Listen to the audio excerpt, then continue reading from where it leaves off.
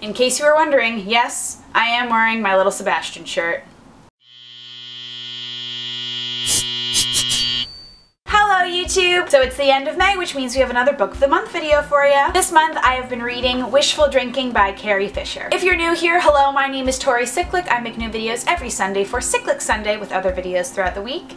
If you like what you see, like this video down below and subscribe while you're down there as well. You can also follow me on Twitter and Instagram in the description at tss6295. Now let's get into the video. I didn't know about Wishful Drinking until the end of 2017 when Carrie Fisher passed away, so for me it was very interesting to pick up this book and read about somebody that I knew from watching her in movies but didn't really know much about her at all. I've talked about in all of the autobiographies I've read this year that they are very real and honest, but I think this one is the most real and honest out of all of them. Carrie Fisher dealt with a lot of mental health issues as well as addictions to drugs and alcohol, so she is not cutting corners about anything that happened in her life, how mental illness became a thing that she had, and then drinking and drugs and how all of that affected her career as well as her personal life. Carrie Fisher was also the daughter of Debbie Reynolds and Eddie Fisher, who were two very famous people. So she grew up in a very specific kind of world of growing up in fame. So she talks a lot about that kind of lifestyle in the book, and it's really interesting to read about her connection with Debbie Reynolds, her mother. Carrie Fisher included some old photos of her family in this book, which I really appreciated as somebody who doesn't really know much about Debbie Reynolds or Carrie Fisher besides the movies they've been in, the big famous ones like Debbie Reynolds was in Singin' in the Rain,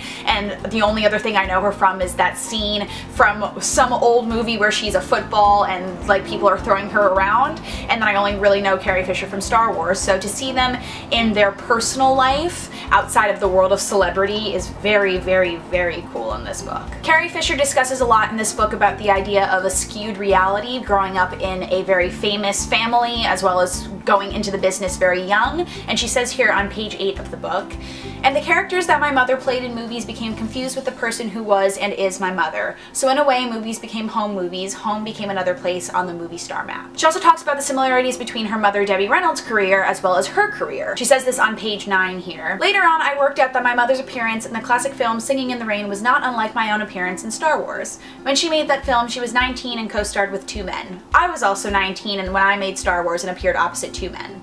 How this is relevant, I have no idea. Maybe I was just grasping around for some sense of community." Wishful Drinking came out in 2008, which is after Carrie Fisher had ECT, which is electroshock therapy. A lot of the writing in this book is about Carrie Fisher piecing her life back together and trying to remember everything that happened with her parents and with her daughter and with her husband. Carrie Fisher has a very dry and sardonic humor, and that comes out very much in this book because she's talking about very serious topics with mental health problems and with addiction, and she makes it seem more lighthearted by the way that she talks about it, and that's very telling of her personality as well. Something I didn't know until reading Wishful Drinking is that Carrie Fisher's father, Eddie Fisher, had an affair with Elizabeth Taylor. So Carrie Fisher's life was very entrenched in the public eye. There's a lot of things in this book that talk about having life be very public and dealing with that kind of private stuff that you don't necessarily want to be public. And being somebody who's not a celebrity at all, it's very interesting to read that because that's a world that I don't understand. And the fact that Carrie Fisher dealt with that very public lifestyle from childhood up until her death, it's very weird to read about it, especially because her family is filled with huge celebrity names. Carrie Fisher talks a lot about the glamour of being Debbie Reynolds' daughter. There's a specific section on pages 48 and 49 where she just talks about Debbie Reynolds getting ready to go out somewhere, and it's all of this amazing stuff about her putting on a wig and putting on this gorgeous jewelry and then going out somewhere to some event and then coming home and being her mother. And there's such an interesting concept of finding the separation between Debbie Reynolds, the celebrity, and Debbie Reynolds, Carrie Fisher's mother. And there's a lot of love in their relationship, and that was shown like through everything that happened with Carrie Fisher and Debbie Reynolds' deaths, that it happened within a day of each other. I personally think that Debbie Reynolds died of a broken heart from losing her daughter.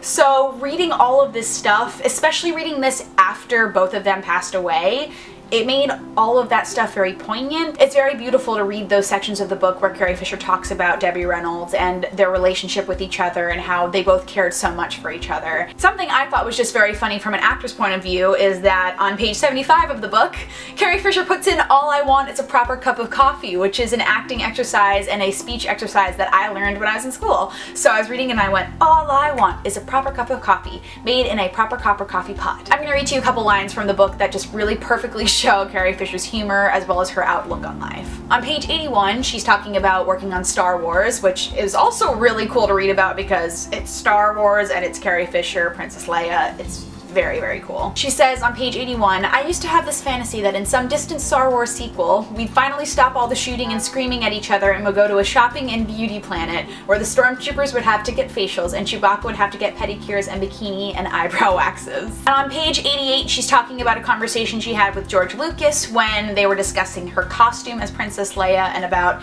how George Lucas said that they don't wear bras and undergarments in space. So Carrie Fisher thought this. So what happens is when you go to space, you become weightless. So far so good, right? But then your body expands, but your bra doesn't, so you get strangled by your own bra.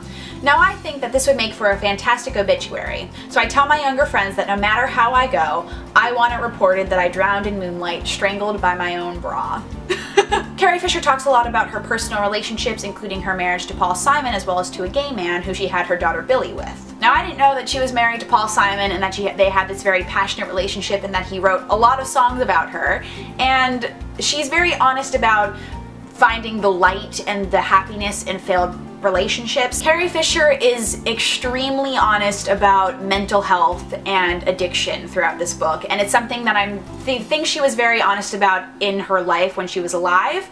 And because mental health is such a stigma to talk about, as well as addiction too, it's very refreshing to read a book that's so real about it. It's very interesting to understand mental health and addiction from the perspective of somebody who went through it in a very public sense, being a celebrity.